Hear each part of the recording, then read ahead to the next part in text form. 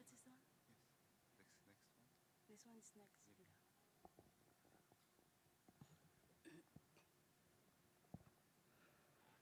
A pleasant morning to everyone. Of course, I would like to acknowledge and please allow me to especially mention my classmate, Gina Kim from OSGAM 2022. And of course, our dear professors, especially Professor Francis Neat, our OSGAM professor way back in 2022, and Professor Bombler, sir. And of course, to the team, Miss Kathleen and Miss Sarah, good morning. I would like to greet you in our own language. Magandang umaga sa inyong lahat. That's good morning in English. Okay. So, and of course, to the distinguished participants of this Cupfish from Southeast Asia, and of course, we have here two participants from the Coast Guard. Please stand up to be recognized. And one from Marina. Please, please stand up because later, when the panel will start, you will be the one to answer all the questions from the Philippines. Yeah. Okay, so I would like to start my presentation. Actually, my presentation is a case study of the Philippines, the initiative pertaining to the IUU fishing. So I would like to start with an anecdote entitled The Empty Boats of Mindoro. So a few years ago, a researcher met an elderly local fisherman named Jose on a beach of Mindoro, an island province in the Philippines. He was sitting on the sand next to his small wooden triggered boat, mending his nets. The researcher asked him, Jose, how is the catch today? The old man looked out at the horizon and said, years ago, I'd be out on the water for just an hour, and my boat would be full. Today, I stay out all night, and it's barely enough to feed my family for dinner. The large illegal ships are robbing us. So Jose didn't know the international legal definitions of what is IUU fishing is. He didn't have data or the spreadsheets on it, but he lived the devastating real-world reality of it every single day. The empty boat is the exact reason why the catfish is here, and we are here. Okay, so for the agenda, for my agenda for this morning, um, firstly, I would like to tackle on why is it that the Philippines is one of the victim countries when it comes to IUU fishing. Second one is what is the current trend of IUU fishing in the Philippines?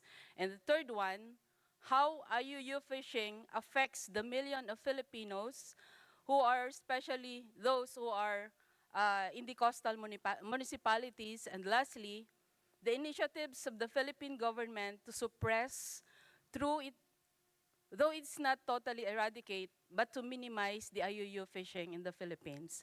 And for the information of everyone, actually the Coast Guard is not the lead agency when it comes to fishing or the IUU fishing. We are just one of the deputized government agency, and the one who is leading when it comes to fisheries is the BFAR, which is the Bureau of Fisheries and Aquatic Resources. And unfortunately, the catfish invited some of them, but they declined to come here in Thailand. Maybe next time they will be here. Okay, as introduction, with a massive 2.2 million square kilometers of maritime area compared of just 300,000 square kilometers of land, the Philippines is a fundamental shape by the sea, boasting a striking 7-to-1 marine-to-land ratio. This vast blue frontier surrounds 7,600, I'm sorry, yeah, this one. So the Philippines is surrounded by 7,641 islands and spans of 36,289 kilometers of coastline. This is serving as a critical global fishing grounds and the lifeblood of our communities. This is the answer in my question a while ago. Why is it that the Philippines is one of the IUU fishing area in the whole world? And because also of the um, municipal coastal areas in the Philippines, we have 822 out of 105 municipalities in the whole country that directly sustain the livelihood of the 600 or 64, more or less 65 million people living along the shores. For our people, fishing is not just an industry. It is a vital source of daily sustenance, economic survival, and a proud heritage built entire on the bounty of the ocean. Sorry. For the next slide, you can see here, I think this is a trivia for those who doesn't know about the Philippines. So, Philippines is located at the apex of the Coral Triangle. This is the Amazon of the seas, and the Verde Islands. The Verde Islands is found at the center of the Philippines. And this Verde Island passage recognized as a global center of marine biodiversity, harboring a massive portion of the world's coral and reef fish species. However, this priceless ecological lifeline is under severe siege of the IUU fishing. Actually, a shadow of economy that historically drained through 62 million pesos approximately. A while ago, I have heard Professor Francis told that it is $2 million, $2 million annually, but for the whole in the worldwide. But in the Philippines, we have approximately $1 million. The economy and accounts for the 40% of the total fish catch. By deploying destructive methods like the blast and cyanide fishing, IUU operations permanently shattered the fragile coral system that take years to grow, driving critical fish stocks in a state of the overfishing and rapid depletion. So for a nation where millions of Filipinos rely on the ocean for food security, coastal protection from the typhoons, and basic livelihoods, combating IUU fishing is no longer just a conservation. It is a battle for national survival, economic justice, and the preservation of the rich maritime heritage. So what is the current or what is the latest update of IUU fishing in the Philippines? Yeah, so based on the research of the BIFAR, or the Bureau of Fisheries and Aquatic Resources, here's the current state of illegal, unreported, and unregulated fishing in the Philippines. The line graph on the left shows a steady, encouraging downward trajectory drop from 2.71 down to 2.34 in 2005. If we stop there, we would celebrate because it's downgrading. However, it shows that the Philippine government, or this shows that the Philippine government is doing our job pertaining to eradicating the illegal activities. However, in the right panel, if you can see this, it shows year after year, we see a struggling volume of incursions, stubbornly hovering billions of, or between 22 to 28,000 commercial vessels detection inside that forbidden municipal waters annually. In the Philippines, by law, based on the article or based on Section 18 of the existing fishery law, the first 15 kilometers from the shoreline, it's about 9.3 or 9 nautical miles from the shoreline, are designated as municipal waters. This entire zone is legally protected and severely exclusive for small-scale artisanal fisher folk.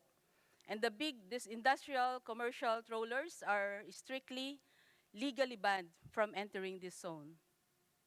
So how do we explain this paradox? And how can a country be winning the policy game on the left but visibly losing the battle on the right? Who can give me a wild guess? Because on the left side, IUU fishing worldwide is downgrading, but in the Philippines, it's upgrading. So maybe there is a question up there. So the answer is, it's a critical bottleneck in the data, transparency, and local enforcement. Sad to say. Yeah. So local enforcement and the data transparency is the key of while this is going on. So the national government has initiated laws, including the technology to see these illegal incursions happening on their screens on real time, or in the coastal police forces, like the Coast Guard, Maritime Police, and, uh, and the sea patrols who actually have the boat to go out and make arrests.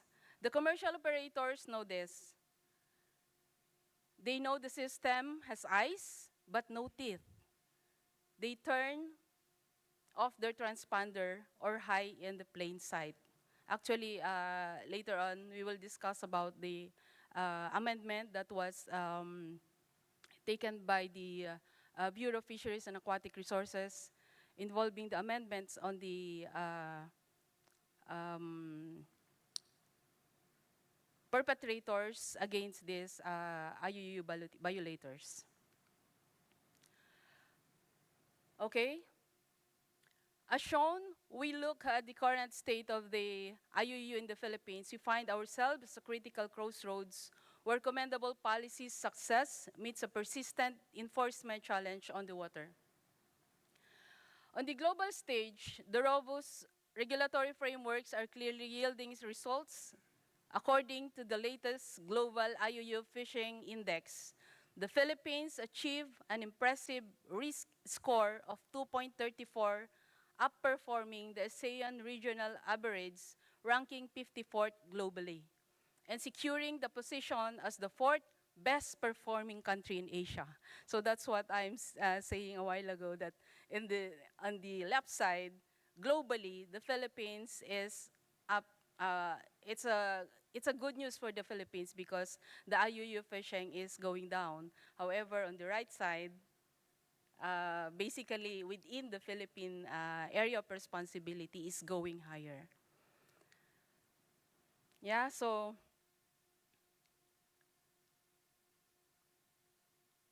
next. So what are the impact? So these are the impact of IUU fishing. These are the three-way disaster affecting the economy, the coastal families, and the ocean itself, and will continue because of the IUU fishing. Right now, based on the research of the BFAR, or the Bureau of Fisheries and Aquatic Resources, nearly 40% of all fishes caught in the Philippines is taken legally or illegally or completely unreported.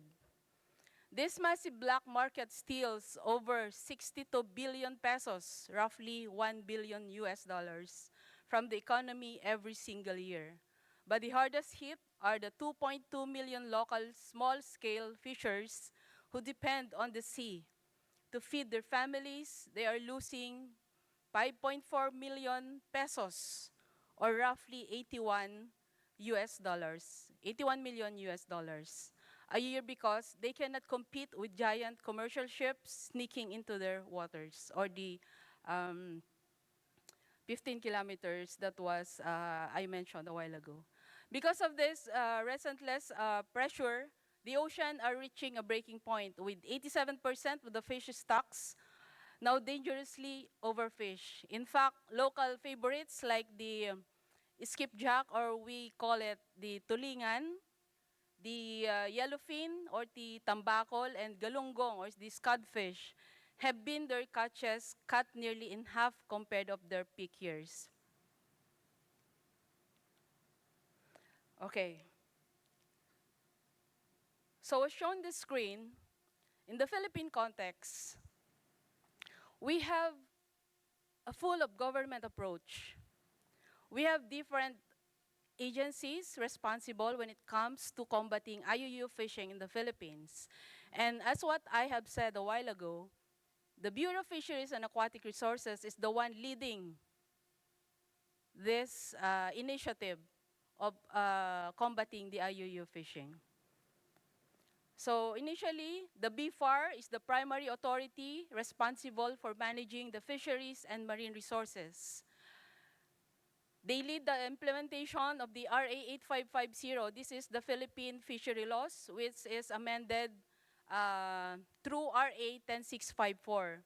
So I'll just want to mention the amendment or the focus on the amendment on the three pillars. One is combating IUU, expanding the jurisdiction not only to domestic vessels, but apply to Philippine registered vessels operating internationally, which is not included during the 8550 or the previous fishery law. So in this new law, RA 10654, Philippine registered vessel operating internationally are already included. And also in the high seas and the EEZ. And also it was mentioned in the new law, the installation of VMM, or the Vessel Monitoring Measures, and the AIS and commercial vessels. So as what I've said to Professor um, Neat, for now, I am the commander of Vessel Safety Service in the Philippines, and our primary concern is we are the one conducting the enforcement or the inspections to all the vessels domestically, and one of these BMM, we are checking if the fishing boat is complying with this law. Number two is the deterrent penalties. So it introduces a severe escalation of admin fines and criminal liabilities for commercial fishers and poachers, with fines ranging up to 45 million pesos for commercial operators and 120 million for poachers. So that was the huge amendment that was carried out on the new law of the fisheries. On the third pillar, we have the science-based management and the conservation of the fisheries management areas, or the FMAs.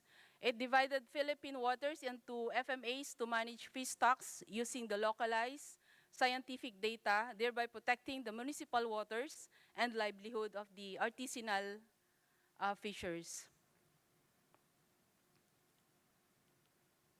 Next. So let's break down exactly how this collaboration works in front of or the frontliners through our joint interagency operations and legal alignments. So first one, we have the BFAR PCG HSBI MOA. Actually, I was talking to my classmate Gina Kim because they started this HSBI way back 2005, I think. And in the Philippines, we are still in the process of having this HSBI. So just May of this year, we have a MOA between the Coast Guard and the BFAR for the implementation of this high seas boarding inspection. And as of now, we have conducted the capacity building for this.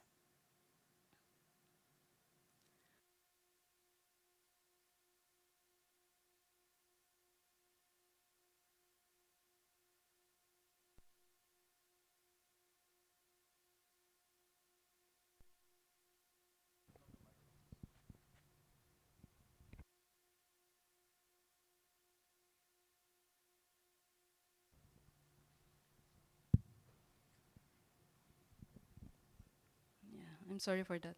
So have you heard about the HSBI? Yeah, so HSBI is actually on the first stage, which we are conducting the capacity building for the inspectors coming from the BFAR and the Coast Guard. for them to be the one who will be conducting the inspection in the high seas. And number two is the PCG, BFAR Alliance. We have a memorandum of agreement between these two agency because BFAR is doesn't have the capacity involving the human factor, and the Coast Guard, we have already 36,000 members of the Coast Guard, and this BFAR, they have the assets. However, they don't have the enough person to man this vessel. So that's why they have the memorandum of agreement between the Coast Guard. And for now, we are having 20 or more or less 20 fleets from the BFAR manned by the Coast Guard.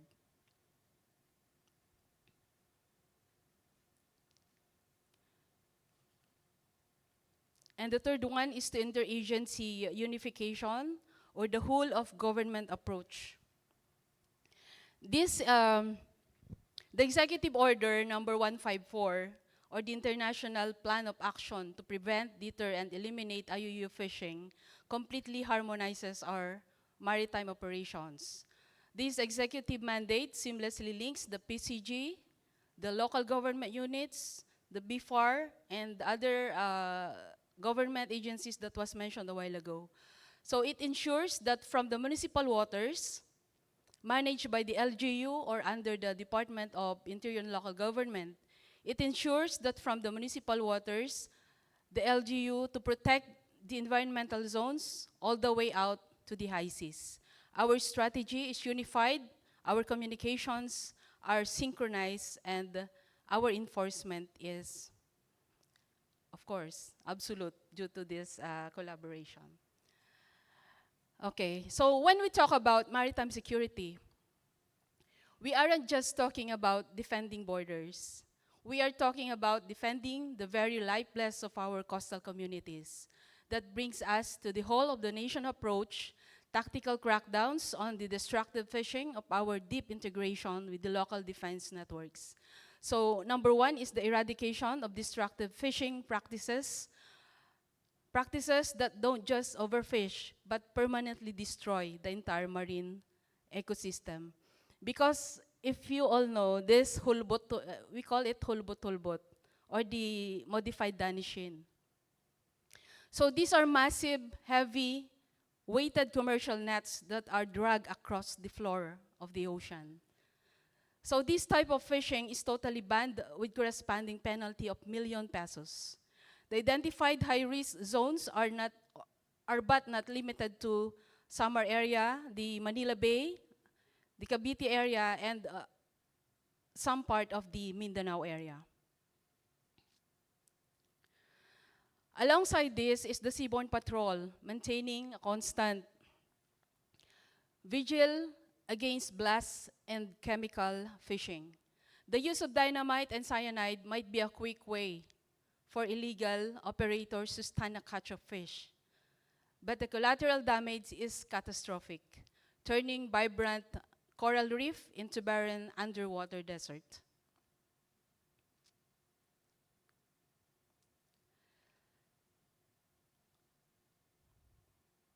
Yeah.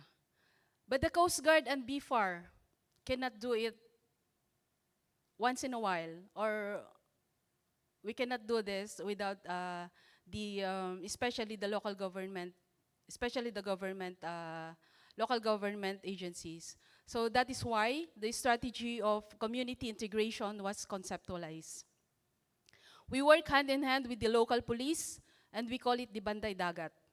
So we have the sea volunteers or sea patrols.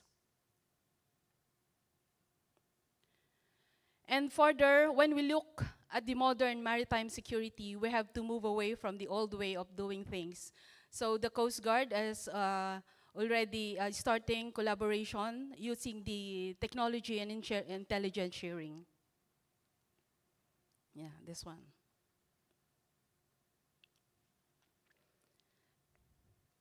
And the Philippines initiative is the utilization of the science-based IUU Fishing Index and Threat Assessment Tool. We call it the IFIT.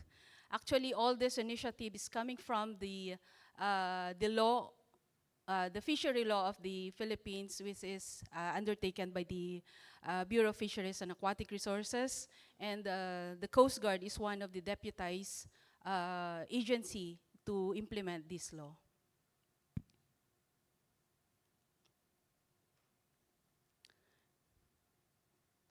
Yeah, so for the Philippines, we have also the international cooperation conducted with, and including the technology and intel sharing system with the US Coast Guard. Actually, yes, last week we have collaboration with the US Coast Guard. We have exercises conducting different capacity building when it comes to enforcing laws on the high seas. And as a way forward, yeah, as a way forward, we must transition from passion regulation to active tech-driven stewardship to protect both ocean and our people. This means closing the enforcement gap by making vessel traffic or vessel tracking non-negotiable and penalize those go to work or those who go to dark. So while simultaneously expanding strategic close season in critical grounds like the Visayan Sea and Palawan, crucially, these ecological timeouts cannot exist in the vacuum. They must be prepared with robust economic safety nets and alternate livelihoods for our coastal communities. Ultimately, the way forward is a unified strategy where strict implementation guarantees long-term marine wealth and community welfare, ensures compliance and social justice.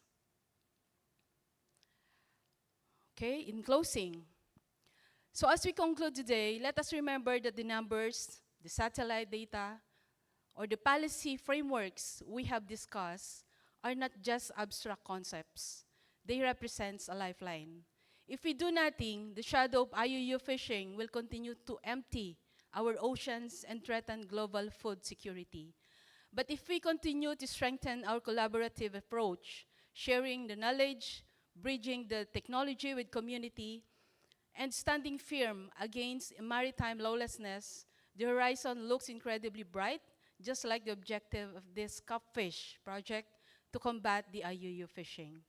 By working together, we are um, doing more, just enforcing laws, and we will keep promise. We are ensuring that when the next generation of fishermen, like Jose, that was mentioned on the anecdote a while ago, like Jose, push their small wooden boats out in the vast blue waters of the Philippines, they will no longer return with empty nets and heavy hearts. They will return with bountiful catch and thriving livelihood and secure future. So let me leave you with this phrase. Let us protect our oceans, support our small fishers, and secure our shared tomorrow. Thank you so much at maraming salamat sa inyong lahat.